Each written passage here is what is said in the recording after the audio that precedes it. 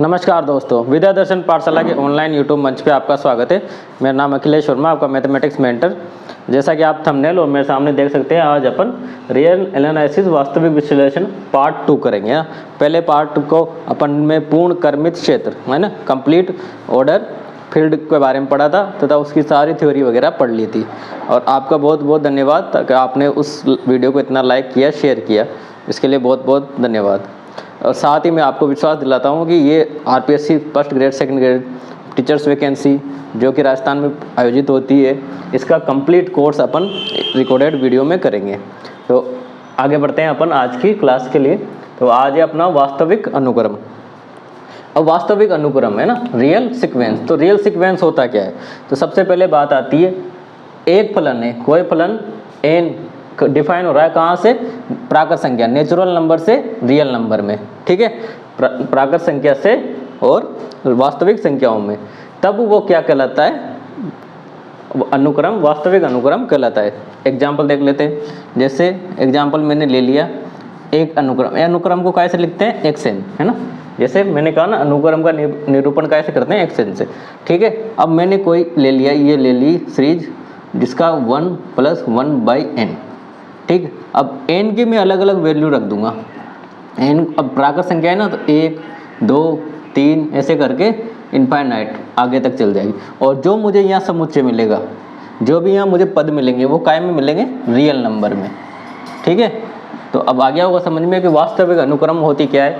वास्तविक अनुक्रम यह है कि जो एफ है, फलन है, वो नेचुरल प्राकृत संख्या से रियल नंबर में क्या है? परिभाषित है।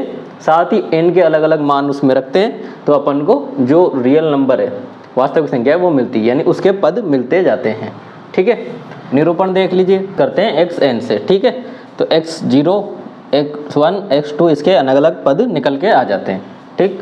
एक और लाइन इसमें जो थी, यह अनुक्रम प्राकृत संख्याओं के समुच्चय n से वास्तविक संख्याओं के समुच्चय n में परिभाषित है, जो कि मैंने आपको बता दी थी, ठीक।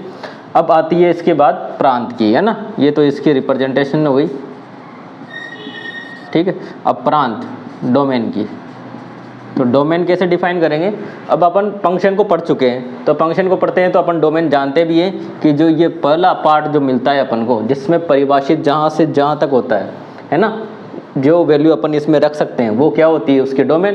तो यहाँ प्राकृत संख्याओं का समुच्चय क्या है? डोमेन है, प्रांत है। तो ये क्या हो गया? प्राकृत संख्या, नेचुरल नंबर इसका डोमेन हो गया, ठीक है। परिसर, रेंज के बारे में। तो रेंज के बारे में, अब जो वैल्यू अपन को मिलेगी वही उसकी रेंज है। तो क्या मिलती है? Real number. और रियल नंबर में भी कौन सा रियल नंबर मिलेंगे? अलग अलग पद मिलेंगे। जैसे वैल्यू रखेंगे ना, तो क्या मिलेंगे? अलग अलग पद। तो वही यहाँ लिखा हुआ है, अनुक्रम के अवयवों का समुच्चय, जो भी एलिमेंट्स उसमें मिलेंगे, है ना, जो भी पद उसमें मिलेंगे, वही उसका क्या होगा? परिसर होगा, ठीक है। और सप्रांत, अब देखो कोडोमेन, कोडोमेन। अब रिलेशन फंक्शन में अपन पढ़ते वक्त जानते भी हैं, ये कोई फंक्शन ए सेट है, समुच्चय है, ये बी है। अब इसके जो भी एलिमेंट आएंगे, है ना, अगर उनकी इमेज मिल रही है तो वो तो क्या हो जाएंगे? रेंज, ठीक है। और टोटल अगर इसमें कुछ बच भी जाता है और उनको मिलाकर जो बनता है, वो क्या बनता है? अपना कोडोमेन, है ना। मतलब बी के सारे एलिमेंट्स को क्या कहते हैं अपन? कोडोमेन।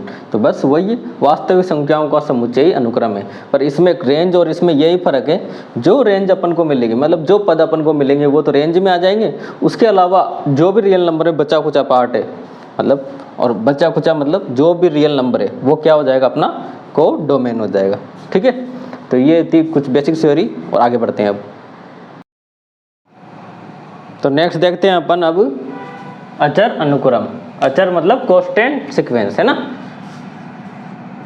कांस्टेंट सीक्वेंस, ठीक। क्या होती है? यदि अनुक्रम का nवां पद, यानी जो लास्ट टर्म है उसकी nवां पद, वो क्या हो जाए? कोई कांस्टेंट हो जाए, तो इससे प्राप्त जो भी अनुक्रम रहेगी वो अपनी क्या रहेगी? भाई कांस्टेंट है तो वहाँ n का मान तो कुछ रख सकते ही नहीं, क्योंकि जो है ही कांस्टेंट, तो अपन को जो अनुक्रम मिलेगी वो कांस्टेंट ही मिलेगी। जैसे एग्जांपल में अपन लिख सकते हैं, एक अनुक्रम xn, और ये क्या है? 1 1 1 1 ऐसे कर कर लास्ट में nवां पद भी क्या है? 1 है। ठीक है। तो इसमें तो जो भी वैल्यू मिलेगी अपन को क्या मिलेगी, कांस्टेंट मिलेगी, तो इसको अचर अनुक्रम कहेंगे। तत्समक अनुक्रम यानी आइडेंटिटी सीक्वेंस। देखो क्या होती है आइडेंटिटी सीक्वेंस, यदि अनुक्रम का nवां पद जो लास्ट टर्म है यानी xn वो क्या हो जाए, n हो जाए, xn क्या हो जाए, n हो जाए, तो प्राप्त अनुक्रम जो भी उससे प्राप्त अनुक्रम रहेगी वो मिलेगी ये 1 2 3 4। तो इसी को क्या कहते हैं, तत्समक अनुक्रम। मतलब एक ही एक ऐसे अनुक्रम है जो तत्समक है, क्या है, nवां पद n आ जाए, और nवां पद n आने के साथ साथ उसमें n की वैल्यू यानी प्राकृत नेचुरल नंबर अपन रखेंगे, तो पहले n 1 रखेंगे तो 1, 2 रखेंगे तो 2, 3 रखेंगे 3, यानी लास्ट में मिलेगी अपन को क्या है, तत्समक अनुक्रम ये। ठीक है, समान इक्वल। अब इक्वल किनको कहेंगे, इक्वल सीक्वेंसेस। ठीक है, इक्वल किनको कहेंगे, जब दो अनुक्रम xn और yn समान है ना अनुक्रम कहलाते हैं, यदि उनके nवें पद है ना, क्या कहा, nवें पद समान हो। ठीक है, यानी लास्ट टर्म अगर उनके समान है, लास्ट टर्म यानी एंड वर्ड, जैसे कि मैथमेटिकली xn और yn समान है और n क्या है, नेचुरल नंबर है, प्राकृत संख्या, तो उन्हें अपन क्या कह देते हैं, इक्वल सीक्वेंसेस कह देते हैं, है ना। बीच के पद भिन्न हो भी सकते हैं और नहीं भी, पर अपना क्या है, लास्ट टर्म उनके समान हो। ठीक है, अब कुछ स्पेशल पॉइंट जैसे नोट के रूप में लिख सकते हैं आप। अनुक्रम का प्रांत आवश्यक रूप से n ही होना चाहिए, जो कि अपन ने डेफिनेशन में लिख भी दिया। अनुक्रम में सदैव अनंत पद होते हैं, ठीक है, लास्ट टर्म अनंत भी हो सकते हैं, होते हैं सॉरी, है ना। ऐसे ही अनुक्रम की प्रास सीमित भी हो सकती है, यानी अनुक्रम की जो प्रास है वो सीमित भी हो सकती है। जैसे अपन ने कहा था कि जो भी कोडोमेन मतलब सप्रांत बराबर प्रास, और प्रास लेस देन भी हो सकती है सप्रांत से, यानी छोटी भी हो सकती है, तो सीमित भी हो सकती है। अचर अनुक्रम के प्रांत केवल एक ही एलिमेंट, जो एलिमेंट रहेगा वो उसकी प्रांत रहेगा, है ना। तत्समक अनुक्रम का प्रांत, अब देखो तत्समक अनुक्रम ये रहा, इसकी प्रांत देखो 1 2 3 4, मतलब n ही तो आ रहा है, तो प्रांत और प्रास यानी डोमेन एंड रेंज, परिसर, इसको परिसर भी लिख सकते हो आप, है ना, यानी कंफ्यूज मत हो ना, कभी प्रास कभी परिसर, दोनों एक ही चीज़ है ना। तो क्या होता है, वो नेचुरल नंबर ही होता है, जैसे देख भी सकते हैं अपन। ठीक है, तो बढ़ते हैं आगे। अब नेक्स्ट जो टॉपिक आता है अपना वो है उपानुक्रम। ठीक है, उपानुक्रम मतलब सब सीक्वेंस। ठीक, यदि फलन x कोई फलन है जो प्राकृत संख्या नेचुरल नंबर से रियल नंबर में डिफाइन है, ठीक, सच डेट xn बराबर कोई अनुक्रम निकल के आएगी ये।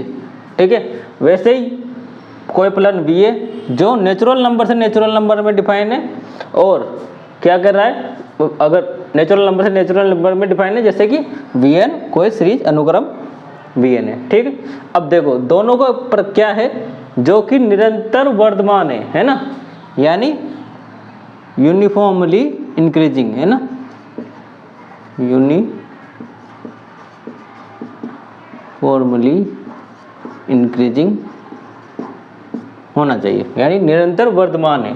तब क्या होता है, तब इनका जो संयुक्त समुच्चय बनेगा, कौन सा, कंपोजिट फलन ना, कंपोजिट फंक्शन क्या है, x ऑफ v, जो n से r में बनेगा। देखो x का तो n और r है ना, x ऑफ v n से r में जो भी बनेगा वो क्या, वो जो अनुक्रम बनेगी वही अपने xn की उपानुक्रम होगी। एग्जाम्पल से देखते हैं, है ना, अच्छे से समझ में आएगा। जैसे सबसे पहले मैंने xn ले ली, है ना, xn क्या ले लिया मैंने n से r में ना, तो ये 1 1/2 1/3 1/4 ऐसे करके 1/n, इसको हटा देते हैं, ऐसे ही लिखते हैं। ठीक है, अब देखो भले n की अलग अलग वैल्यू रखूँगा और मुझे मेरी अनुक्रम x मिल जाएगा। ठीक है, ऐसे vn, अब vn के क्या कहा उसने, n से n में, तो n से n में मैंने क्या ले लिया, 1 2 4, और लास्ट टर्म अपने पास आएगी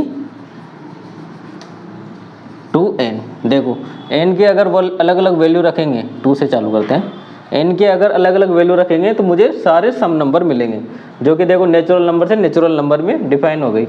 ठीक है, दोनों कंडीशन पूरी हो गई भाई। एक तो क्या हो गया, नेचुरल से रियल मिल रहा है, नेचुरल नंबर से रियल दिख रहा है, नेचुरल से नेचुरल है ना, प्राकृत से प्राकृत, तो प्राकृत से प्राकृत ही बन रही है, जो भी संख्याएं सब प्राकृत है। ठीक है, तो दोनों काम तो हो गए। अब दोनों देखो Vn क्या होना चाहिए, निरंतर वर्धमान, दिख भी रहा है 2 4 8, यानी 2 4 6 8 जो भी वैल्यू आएगी बढ़ते क्रम में आएगी, तो निरंतर वर्धमान भी हो गया, तीनों कंडीशन पूरी होगी। अब जो फंक्शन बनेगा किसके, x ऑफ v से n से r में, वो फंक्शन क्या रहेगा, xn का उपानुक्रम। देख बनाते हैं, x ऑफ v है ना, और v क्या, n लिख देते हैं।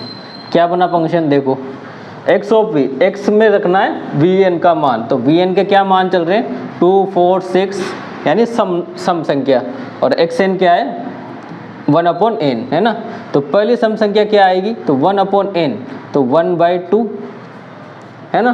पहले भाई सम संख्या रख रही है और n की जगह रखनी है, तो जैसे ही x का फंक्शन तो था 1/n, अब उसमें रख दिया मैंने 2, ऐसे 1/4, ठीक है 1/6, ऐसे करके लास्ट मेरे को मिलेगी 1/2n।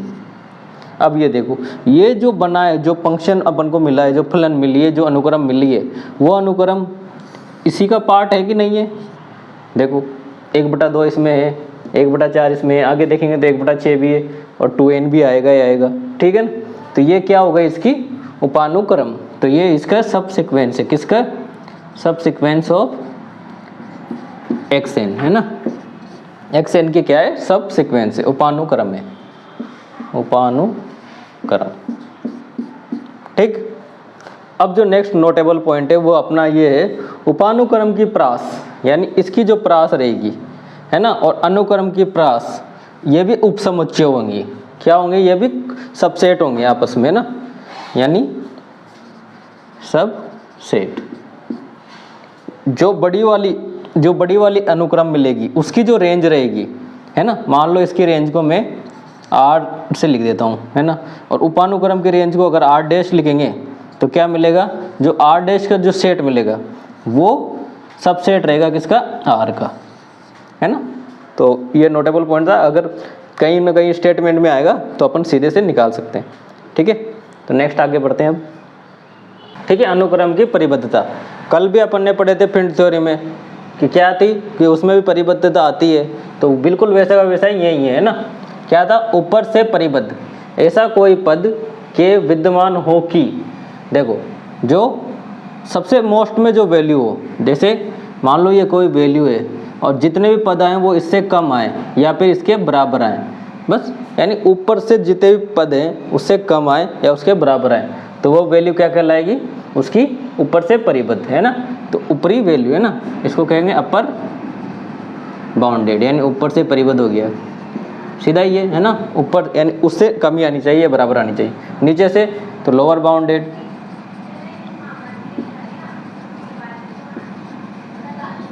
लोअर बाउंडेड, अब इसको मैथमेटिकली कैसे लिखेंगे, कि जो इस यहाँ कैपिटल के से लिखा था, यहाँ स्मॉल के से, नीचे से है ना। तो जो भी मान है, देखो के, जो भी वैल्यू मेरे को मिल रही है वो के से ज़्यादा मिल रही है।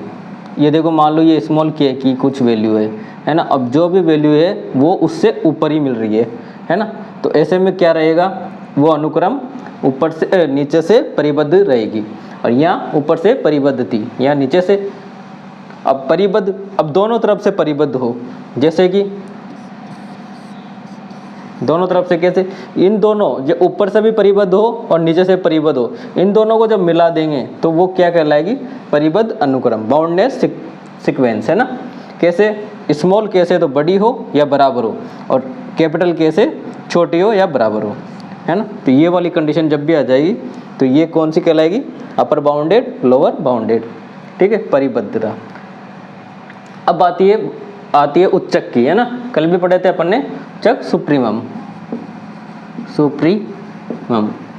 कल मतलब नेक्स्ट वीडियो में, जो पहले वीडियो हो गया था उसमें, ठीक है।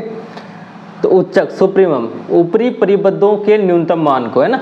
अब ऊपरी परिबद्धों के न्यूनतम मान मतलब लिस्ट, क्या था, लिस्ट न्यूनतम, है ना, लिस्ट वैल्यू कौन सी, लिस्ट अपर बाउंडेड, ठीक।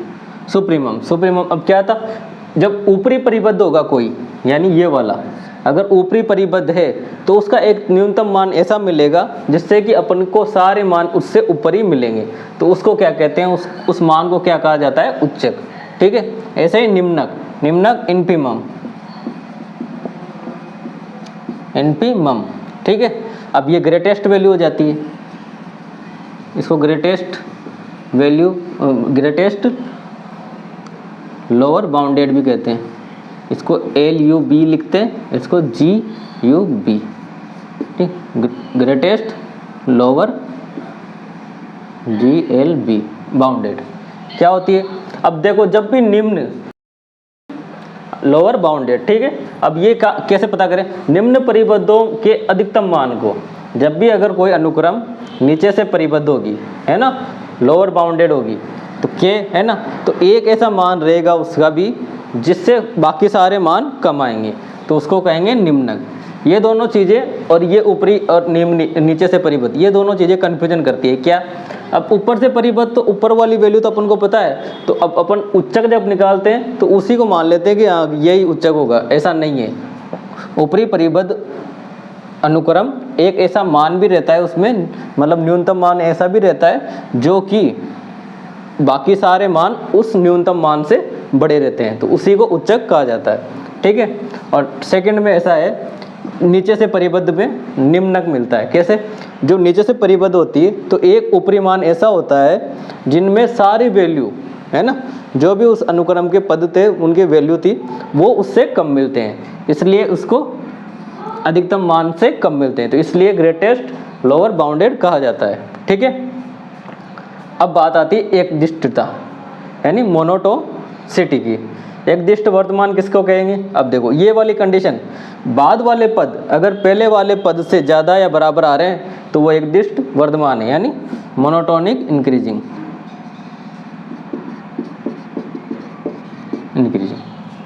और वहीं जब एकदिष्ट ह्रासमान, बाद वाले पद पहले वाले पद से कम या बराबर आ रहे हैं तो वो एकदिष्ट ह्रासमान कहलाता है, मोनोटोनिक डिक्रीजिंग। ठीक है।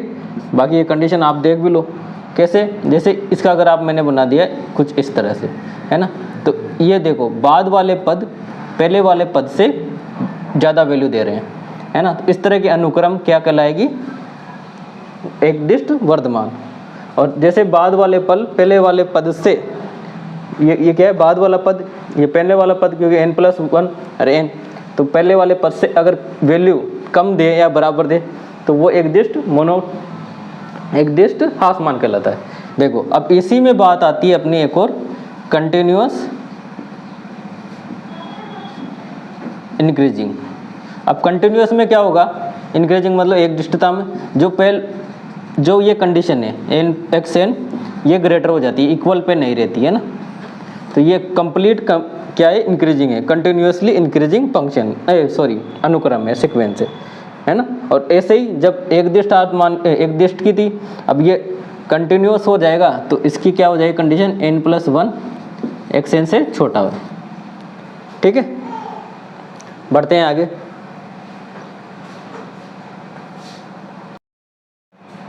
नेक्स्ट अपना आता है अनुक्रम की सीमा बिंदु, है ना, क्या लिखेंगे इसको, limit point of a sequence. देखो कैसे निकालेंगे, किसी अनुक्रम का सीमा बिंदु a निम्न प्रकार परिभाषित किया जाता है। कैसे, अगर उस अनुक्रम में से अगर a को घटा के मापांक लिया जाए, मॉडुलस, तो अपने पास एक संख्या आती है एप्सिलॉन, और एप्सिलॉन हमेशा अपन ने पहले पढ़ा था, एप्सिलॉन क्या होता है, 0 से बड़ा होता है। ठीक है, एप्सिलॉन 0 से बड़ा, तो यही उसका क्या कहलाता है, ये बिंदु जो a अपन ने घटाया है उसमें से, किसमें से, सीक्वेंस में से, अनुक्रम में से, वही बिंदु उसका क्या कहलाता है, सीमा बिंदु। अर्थात हम समझ सकते हैं संख्या a के प्रतिवेश, है ना, प्रतिवेश उसके नेबरहुड को।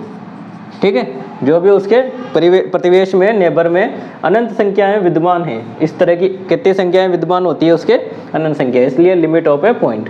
अब इसको क्यों मैं डिफाइन कर रहा हूँ, क्योंकि अब आगे जाके जो नेक्स्ट स्लाइड आएगी वो अपने अभिसारी अपसारी और दोलनीय, तीनों प्रकार के अनुक्रम के आ जाएंगे, ताकि अपन ने जितने भी स्टोरी पढ़ी है वो उसमें तुरंत काम आ जाए इसलिए।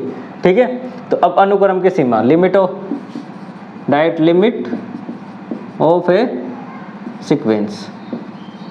ठीक है, तो लिमिट ऑफ ए सीक्वेंस क्या हो, ये तो सीमा बिंदु था, और इस तरह के कितने बिंदु रहेंगे, प्रतिवेश में अनंत संख्याएं विद्यमान रहती हैं। ठीक है, ऐसे अलग अलग संख्याओं को अपन घटा सकते हैं और घटाने के बाद एक ऐसा बिंदु एप्सिलॉन प्राप्त कर सकते हैं। ठीक, अब नेक्स्ट अपन बात कर लेते हैं अनुक्रम की सीमा, लिमिट ऑफ ए सीक्वेंस की क्या होती है। अनुक्रम की सीमा एल होगी। कब होगी एल, जो निम्न प्रकार से परिभाषित है ना, क्या है, तो अपन अब देखें तो एक्स एन माइनस एल, वही अब यहाँ सीमा बिंदु था ना, अब केवल लिमिट को माइनस कर दो और अपने पास क्या मिल जाए, एक एप्सिलॉन, है ना। तो ये वाली कंडीशन फुलफिल करेगा। कैसे, अब देखो इसमें अब दो चीज़ें हैं अपने समझने वाली, क्या कि अनुक्रम के एनवें पद, है ना, एनवें पद तथा अनुक्रम की सीमा के अंतर, एनवें पद और अनुक्रम के सीमा के अंतर के मापांक फलन को, मापांक यानी मॉडुलस फंक्शन ले लिया उसका, मॉडुलस, है ना, मापांक फलन की एक संख्या n के बाद n नोट, अब n के बाद n नोट तक इच्छा अनुसार न्यून किया जा सकता है। मतलब कहने का ये, अगर वो उसको कम भी करना चाहता है ना, जैसे ये तो लास्ट टर्म ले ली, उसमें से लिमिट माइनस कर दी और जो भी डिफरेंस आया उसको एप्सिलॉन से लिख दिया। ठीक है, अगर वो उसको और न्यून करना चाहे तो वो एक नोट, मतलब n से छोटा उसके पास वाला एक और दूसरी संख्या ले सकता है, जिससे वो और उसे न्यून कर सकता है, मतलब एप्सिलॉन की वैल्यू और कम से कम ला सकता है। जिससे अपन को क्या पता चलेगा कि जो ये वैल्यू है, जो अपन की लिमिट निकल रही है, अगर इस एप्सिलॉन की वैल्यू कम से कम आती रहेगी, भाई यूँ ही तो है ना, ये जीरो से तो बड़ा रहेगा एप्सिलॉन, पर जीरो से कितना बड़ा, तो जीरो के पास में जाता रहेगा, तो वो अपनी जो लिमिट आएगी वो एक्यूरेट आती रहेगी। तो उसी के लिए ये कहा गया है कि अनुक्रम की सीमा के अंतर मापांक को एक संख्या n के बाद n नोट से n नोट तक इच्छा अनुसार न्यून किया जा सकता है। तो ये थी अपनी लिमिट ऑफ ए सीक्वेंस की। ठीक है, आई होप ये आ गया होगा समझ में। अब बढ़ते हैं अपने मेन टॉपिक्स पे। अब बात कर लेते हैं अपने जो रियल एनालिसिस का अपना बेस टॉपिक होता है, क्या है, अनुक्रम। कौन सी, अभिसारी अपसारी। ठीक है, तो सबसे पहले अभिसारी अनुक्रम, कन्वर्जेंट सीक्वेंस क्या होती है। एक अनुक्रम, क्या, एक अनुक्रम एक संख्या एल पर अभिसरित हो, अभिसरित यानी कन्वर्जेंट, किस पे हो, एल पर, है ना, एल पर अभिसरित यानी कन्वर्जेंट हो। जैसे एक तो फैलाव होता है, एक कन्वर्जेंट, तो एक एल के आसपास या उस पर कन्वर्जेंट हो रही हो। जैसे कैसे निकालेंगे कि ये एल पर अभिसरित है, तो एक तो बात है अपने पास लिमिट, जो अपन ने पढ़ा था, क्या था, एक्स से एन में से लिमिट पॉइंट को माइनस कर देंगे तो अपन को क्या मिल जाएगा, एप्सिलॉन, और एप्सिलॉन जीरो से बड़ा है। और जैसे जैसे अपन इसको न्यून करेंगे तो अपन उस वैल्यू के और नज़दीक जाते जाएंगे। तो इस तरीके से पता लगा सकते हैं। एक तो ये वाली कंडीशन है ना, अगर ये नहीं लग पा रही, मतलब कहीं ये भी लगेगी, वैसे दोनों ही लग सकती है साथ में, पर ये नहीं लग पा रही तो ये अपन इसको भी ट्राई कर सकते हैं। जैसे limit X N, direct limit लगा दी n टू इन्फिनिटी, और अपन को जो भी मिल गई, एक राशि मिल गई एल, और एल क्या है, अपने लिए परिमित है। अगर परिमित है तो वो अपनी क्या कहलाएगी, अभिसारी अनुक्रम, कन्वर्जेंट सीरीज। ठीक है, अगर यह परिमित नहीं है तो वो अपनी क्या हो जाती है, अपसारी, है ना, वह अनुक्रम क्या हो जाता है, अपसारी, डाइवर्जेंट, जो कि अपन पढ़ेंगे और आगे भी, डाइवर्जेंट। अब देखो मैंने ये दोनों क्यों लिखे हैं साथ में, क्योंकि अब अक्सर होता क्या है कि वो या तो सीरीज देके डायरेक्ट पूछ लेता है अभिसारी अपसारी है, या फिर वो ऐसी कंडीशन रख देता है, ये कंडीशन किसके लिए है, और दूसरी इसी को जब आगे पढ़ेंगे तो ये कंडीशन थोड़ी अपसारी के लिए बदल जाती है। तो कंडीशन रख देता है, तो ये कंडीशन भी अपन को याद होनी चाहिए। ठीक है, तो अभिसारी में क्या था, एल पे अभिसरित हो या लिमिट लगा देंगे तो एक परिमित राशि मिले। ठीक है, जो कि लिमिट लगा के अपन चेक कर सकते हैं। तो ये हो गए अपने अभिसारी अनुक्रम। अब अपसारी की बात कर लें। एक कंडीशन तो यहीं से, एक तो परिमित नहीं होगी तो अब साथ क्या होगा, अपसारी। दूसरी, ऐसा अनुक्रम जो एक्सएन अपसारी होगा। कब होगा, यदि कोई अवयव है के, इस प्रकार है, किस प्रकार, ये वाली कंडीशन। अब इसको अच्छे से देखिए आप, क्या है, अगर के से सारी राशियाँ छोटी है, इसका मतलब ये है ना, के से सारी राशियाँ छोटी है या माइनस के से सारी राशियाँ बड़ी है। सॉरी, के से तो सारी राशियाँ छोटी है, ठीक है ना, और इधर क्या है, जो माइनस के है वो xn मतलब अनुक्रम की सारी राशियों से बड़ा है ना। नेगेटिव तो बड़ा पर याद लगा हुआ है ना। या तो ये वाली फुलफिल हो जाए कि जो भी अपने पास xn आए एक मिनिमम वैल्यू कुछ के मिल जाए, और के से सब राशियाँ जो भी उसके अवयव समुच्चय में जो भी अवयव हैं वो सब उससे बड़े हों, तब भी अपन उसको क्या कह सकते हैं, अपसारी, ठीक है। दूसरी, अगर उसी को माइनस के कर दें या भी माइनस के दे रखा हो तो माइनस के जो भी राशियाँ अपन को दी गई हैं अनुक्रम में, जो भी राशियाँ अपन के पास है वो माइनस के से छोटी हो जाए, है ना, इसका मतलब छोटी हो जाए, तो तब भी क्या रहेगी, अनुक्रम अपसारी रहेगी। ये वाला टेस्ट भी देखने से ही पता चल जाता है।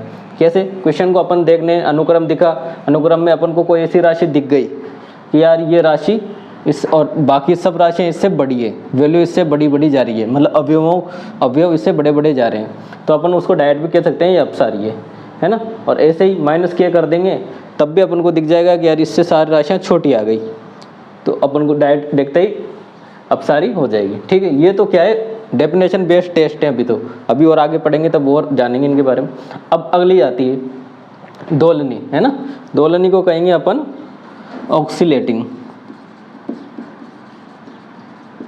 Oscillating sequence. अब ये ऑक्सीलेट करेगी यानी दोलन करेगी किसके बीच में। अब अनुक्रम भी वह अनुक्रम जो ना तो अभिसारी हो ना अपसारी हो, दोलनी कहलाती है। अब दोलने भी दो तरह से होती है, देखो दो कौन कौन से, एक तो हो जाएंगे अपने परिमित दोलनी। परिमित दोलनी मतलब फाइनाइट, इंग्लिश में कहेंगे तो फाइनाइट ऑक्सीलेटिंग। अब ये क्या है, ऑक्सीलेटिंग ये है कि जो भी दोलन होगा, जैसे मान लो कोई सीरीज है 1 और -1 के बीच में दोलन कर रही है, कभी 1 दे रही है, कभी -1 दे रही है, कभी 1 दे रही है, कभी -1 दे रही है, मतलब सीक्वेंस है ना। तो ये क्या हुआ, परिमित दोलन कहलाता है, क्योंकि अपन को जो भी वैल्यू है वो पता है कि परिमित आ रही है, ठीक। अब वैसे ही अपरिमित अब अपन को ये नहीं पता कि ये परिमित मतलब ऐसी संख्या जो परिमित ना हो, अपरिमित। जैसे अब जो संख्या है वो इन्फिनिटी और -इन्फिनिटी के बीच में बदल रही है, कभी +इन्फिनिटी आ रहा है और कभी -इन्फिनिटी आ रहा है, तो ये होती है अपरिमित दोलनी अनुक्रम, ठीक है। एक बार और देख लीजिए, अपसारी के लिए टेस्ट लगाया, टेस्ट से नहीं पता चला तो डायरेक्ट लिमिट लगा दी, है ना। ये दो कंडीशन थी, और लिमिट अगर फाइनाइट नहीं आई तो अपसारी हो गया। और अपसारी का एक और तरीका, अनुक्रम अपन को दे रखा है, अपन ने देख लिया कि यार सारी वैल्यू कैसे बड़ी आ रही है ना, तो कैसे बड़ी आ रही है तो वो अपसारी हो गया। अगर -k से छोटी आ रही है तब भी वो अपसारी हो गया। दोलनी में देख लिया, ना तो अनुक्रम अभिसारी हो ना अपसारी हो, तो ऐसी अनुक्रम दोलनी अनुक्रम कहलाती है। बढ़ते हैं नेक्स्ट आगे। तो अब देख लेते हैं अपन कुछ बेसिक्स, जिससे अपने सवाल और क्वेश्चंस जो भी आएंगे उनको करने में हेल्प होगी, जैसे आप स्क्रीन पे देख भी सकते हैं। सबसे पहले अनुक्रम बीजगणित है ना, ठीक है, बिल्कुल सीधे सीधे हैं, तो अपन ने पहले कई बार पढ़ भी चुके हैं, तो आप एक बार नज़र डाल लीजिए इन पे। अलजेब्रा ऑफ सीक्वेंसेज, ठीक, क्या होती है, अगर xn की कोई और yn की कोई लिमिट दे रखी है, जैसे xn की l दे दी और yn की क्या दे दी m, ठीक है, भाई सीक्वेंस की लिमिट दे दी, एक तो l एक y m। ऐसे में क्या करेंगे, अगर जैसे भी अनुक्रम की लिमिट्स को जोड़ेंगे, है ना, limit of xn plus minus limit of yn, और आगे भी बढ़ सकती है, 3 टर्म 4 टर्म जितनी भी हो, zn और an bn cn जो भी है, उनका क्या करेंगे, सभी लिमिट्स का योग कर देंगे, ठीक है। सेकंड, अगर मल्टीप्लिकेशन कर रहे हैं, जैसे limit of xn into limit of yn, तो उनके जो लिमिट्स आई है उनको क्या करेंगे, डायरेक्ट मल्टीप्लाई कर देंगे, जिससे अपना आंसर मिल जाएगा। थर्ड, अगर limit of xn divide by limit of yn, तब क्या करेंगे, वही उनकी जो लिमिट्स दे रखी है उसी को डिवाइड कर देंगे l/m में, और m तो अपन जानते हैं कि जो भी नीचे आता है वो 0 के बराबर नहीं होना चाहिए, ठीक है। ये बिल्कुल बेसिक था जो अपने को क्वेश्चन आंसर करने में, सॉल्व करने में मदद करेगा। नेक्स्ट जो इम्पोर्टेंट रिजल्ट आता है वो ये क्या है, यदि एक अनुक्रम, अब देखो, यदि एक अनुक्रम xn है ना, अभिसारी है तो अभिसारी है तो उसका जब मापांक लेंगे यानी मोड लेंगे उसी सीरीज का मतलब सीक्वेंस का, उस अनुक्रम का जब मापांक लेंगे तो वो मापांक भी क्या होगा, अभिसारी होगी। ठीक है, जो उस मापांक मतलब मॉडुलस लेने के बाद जो सीक्वेंस अपन को मिलेगी वो सीक्वेंस भी क्या होगी, अभिसारी होगी। ठीक है, अगर xn अभिसारी है तो इसको रिजल्ट को याद करना, याद रख लेना, और ये क्वेश्चन आ जाता है कई बार डायरेक्ट इसमें। नेक्स्ट, कुछ इंपॉर्टेंट लिमिट्स है जो अपने काम आएंगी। इसके अलावा जो LCD वगैरह का चैप्टर होता है, लिमिट्स, कंटिन्यूटी, डिफरेंशिएबिलिटी, उसमें काफ़ी सारी लिमिट्स अपन पहले ही पढ़ चुके होते हैं। तो अपने जो आगे काम आ सकती है या काम आने वाली है वो मैंने यहाँ लिख दी। जैसे लिमिट r⁴ अब डिपेंड क्या करेगा, x तो चल जाएगी इनफाइनाइट है ना, तो इनफाइनाइट 1/n, अगर r कुछ भी हो, r अभी कुछ भी हो, 1/n क्या हो गया, इनफाइनाइट जा रहा है ना, तो यहाँ हो जाएगा 1/∞, और 1/∞ मतलब 0 है ना, तो r⁴ तो हमेशा क्या आएगी, 1। तो याद रखना इसको भी, कैसे आई कैसे नहीं आई वो आप देख भी लोगे। जैसे इनफाइनाइट रखेंगे वहाँ 0 की किसी भी संख्या की 0 की पावर लेंगे तो उसके रिजल्ट क्या आएगा, 1। सेकंड, अब इनफाइनाइट है ना, देखो इसको कर दिया इनफाइनाइट, पर कंडीशन क्या दे दी उसने, जो r है ना वो क्या है, ये 1 से छोटा है। अब इसका मतलब क्या होता है, इसका मतलब है r 1 से छोटा है और -1 से बड़ा है। देखो इसके बीच में डाल दिया इसने r को, तब क्या होगा, जो भी वैल्यू आएगी, अब इसमें जिस भी वैल्यू को अपन इन वैल्यू में अपन n लगाएंगे मतलब लिमिट लगाएंगे, तो जैसे मान लिया 0.5 है ना, 0.5 इसके बीच में, अब उसी की पावर में क्या लगा दूँ, इनफाइनाइट, तो ये क्या है 1/2 की पावर इनफाइनाइट हो जाएगा है ना भाई, 1/2 हो जाएगा चेंज होके, और 1/2 की पावर इनफाइनाइट, नीचे इनफाइनाइट मतलब 2 की पावर इनफाइनाइट 0 सॉरी इनफाइनाइट, और इनफाइनाइट 1/∞ 0 है ना, तो ये लिमिट आ जाती है, याद रखना इसको। Third, limit n tend to infinity 1/n की पावर p है ना। अब डिपेंड करेगा, p तो यही सही, p पे भी डिपेंड करेगा, और n तो इनफाइनाइट हो गया। जैसे n इनफाइनाइट हो गया, अब p क्या कर दिया इसने, p को कर दिया <0 है ना, तो 0 से ज़्यादा होए तो इनफाइनाइट की पावर 1 लगाओ, 2 लगाओ, 3 लगाओ, इनफाइनाइट ही आएगा, तो अपने ये लिमिट 0 हो जाती है। Third, fourth, limit n 1/n, देखो हमेशा क्या करते हैं, जो भी ऊपर दे रखा हो है ना, जो पावर में दे रखा है, पहले लिमिट वहाँ पुट कर दो, वहाँ पुट करते क्या हो गया, जैसे 1/∞ कर दिया तो वहाँ क्या हो गई 0। अब कोई भी संख्या हो, किसी भी संख्या की पावर अगर 0 लेंगे तो 1 आएगा, और ऐसे ये लास्ट रिजल्ट है जो अपने पास नेचुरल नंबर पे आ जाता है, ई आ जाता है। कैसे, limit n tends to infinity 1 + 1/n की whole power n equal to क्या आता है, ई। ठीक है, अब करते हैं क्वेश्चन। तो क्वेश्चन नंबर दे रखा है, क्वेश्चन ही दे रखा है, नंबर क्या करेंगे है ना, यदि xn = 2n - 7 है ना, और अपॉन कर रखा है 3n + 2, तो अनुक्रम, देखो अनुक्रम दे रखी है के लिए सत्य कथन है, क्या है, यह एक जस्ट वर्धमान है यानी मोनोटोनिक इंक्रीजिंग, परिबद्ध है, बाउंडेड है, सीमा 2/3 है, या ऑल ऑफ दीज। एक एक करके ऑप्शन को चेक करते हैं। RPSC सेकंड ग्रेड में पूछा हुआ क्वेश्चन है, तो आप अच्छे से ज़रूर देखें, और इस क्वेश्चन से अपन को पता भी चल जाएगा अपन ने जो थ्योरी पढ़ी है वो काम की है या नहीं है, और जो थ्योरी अपने आई है वो अपन को कितनी समझ में आई है। तो सबसे पहले कर लेते हैं ऑप्शन नंबर ए से ही शुरुआत। क्या करना है, एक दिष्टता है ना, एक दिष्टता का चेक करते हैं, दिष्टता, देखो वर्धमान की पूछा है ना। अब देखो आपने पहले भी कभी पढ़ चुके हैं, सब पढ़ भी चुके हैं पहले, वर्धमान का मतलब बढ़ता हुआ है ना। अब जैसे मान लो ये x1 ये पहला पद है ना, तो ये दूसरा पद आ गया x2, तो x2 क्या होता है वर्धमान में, x2 होता है बड़ा x1 से है ना, यानी जो पूर्व पद होता है वो छोटा होता है। ठीक है, वर्धमान का मतलब पूर्व पद छोटा होता है। ठीक, अब मैं इसको यूँ लिख सकता हूँ ना कि जैसे ही मैं x2 - x1 करूँगा तो मुझे कुछ न कुछ पॉजिटिव नंबर मिलेगा, है ना भाई, 0 तो मिल नहीं सकता क्योंकि बड़ा है ये, तो इसमें से कुछ ना कुछ घटाऊंगा तो मुझको पॉजिटिव नंबर मिलेगा। ठीक, बस ये ध्यान में रखना है। तो मैं क्या करता हूँ अब, xn + 1 है ना, ये बड़ा नंबर xn इससे बड़ा रहेगा ये हमेशा वर्धमान की वजह से, एक डिस्ट वर्धमान है ना, वर्धमान। ठीक है ना, सबसे पहले इसी ऑप्शन को चेक कर लेते हैं। अब जैसे इसको लिखेंगे, क्या लिखा मैंने, क्या दिया ये 2n है ना, तो n की जगह क्या लिख दूँ, n + 1 -7, ठीक। और नीचे क्या हो गया 3n+1 और +2 माइनस, जैसे ही इधर आएगा ना इसको यहीं लिख लेते हैं। क्या करना चाह रहा हूँ मैं, nx+1 -xn होना चाहिए और यहाँ मिलना चाहिए मुझे पॉजिटिव नंबर, कुछ ना कुछ संख्या मिलनी चाहिए, है ना, ठीक।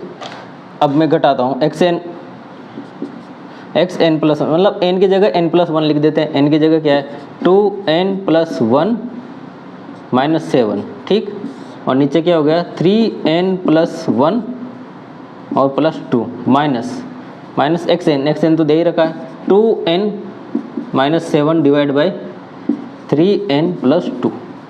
इसको सोल्व करते हैं अपन, कैसे 3n है ना, देखो मल्टीप्लाई कर लेते हैं 2n+2 -7 डिवाइड बाई 3n+3 और यहाँ कितना हो जाएगा +2 माइनस 2n+7 सॉरी 2n -7 और 3n+2, तो 3n+2 है ना। इसको सोल्व करें, क्या हो गया नीचे अब टोटली कर लो पहले तो 2n -5, ठीक। और यहाँ हो गया 3n+5 माइनस 2n -7 3n+2। अब कंपेयर करो। अब जैसे इसको सोल्व करेंगे अपने पास आएगा, यहाँ जगह कम है मैं आपको डायरेक्ट बता देता हूँ कि 25 आप सोल्व करना है ना, और नीचे हो जाएगा 3n+5 और 3n+2, ठीक है। अब देखो नीचे भी पॉजिटिव नंबर, दोनों ऊपर भी पॉजिटिव, तो कहीं ना कहीं ये वैल्यू 0 से ज़्यादा आएगी, तो इससे हम कह देते हैं कि ये एक डिस्ट वर्धमान है ना। तो रिजल्ट क्या मिल गया कि एक दिष्ट वर्धमान है, ठीक है। अब सेकंड रिजल्ट चेक करेंगे इसका परिबद्धता का, इसको हटा देते हैं हम, ठीक है। परिबद्धता, अब परिबद्धता चेक करने के लिए पहले क्या कर लेते हैं, इसको देख लेते हैं परिबद्ध है ना, तो पहले इसकी टर्म लिख लेते हैं। जैसे xn दे रखा है ना, तो xn n की जगह 2n -7 डिवाइड बाई 3n+2 है ना। तो n बराबर 1 रखेंगे तो क्या मिलेगा, सोल्व करो, xn ही निकाल लेते हैं सारे पद, n बराबर 1 रखेंगे तो क्या होगा 2n है ना 1, यानी ये हो गया अपना 2 और यहाँ हो गया -7 डिवाइड बाई 3 प्लस है ना, ठीक। ये तो पहला हो गया। दूसरा 2 रखेंगे तो 10 -7 और 6 + 2, ठीक है। ऐसे ही आगे 3 रखेंगे तो 6 -7 और नीचे हो जाएगा 6 3 3 9 2 11, ठीक है। ऐसे आगे मिलते रहेंगे। तो पहला पद क्या मिला, पहला पद देखेंगे -5/5 यानी -1 मिला है ना। सेकंड पद 3/8, 2 रखा ना, 2 दूनी 4 तो -3/8। तीसरा -1/11, ऐसे करके पॉजिटिव मिलेगा है ना। तो लास्ट पद देखो अपन, पहला पद क्या मिला -1, तो कहीं ना कहीं ये इससे देखो -1 क्या है, छोटा है, किससे छोटा है -3/8 से, -3/8, ठीक है। और ऐसे ही -3/8 छोटा है किससे -1/11 से।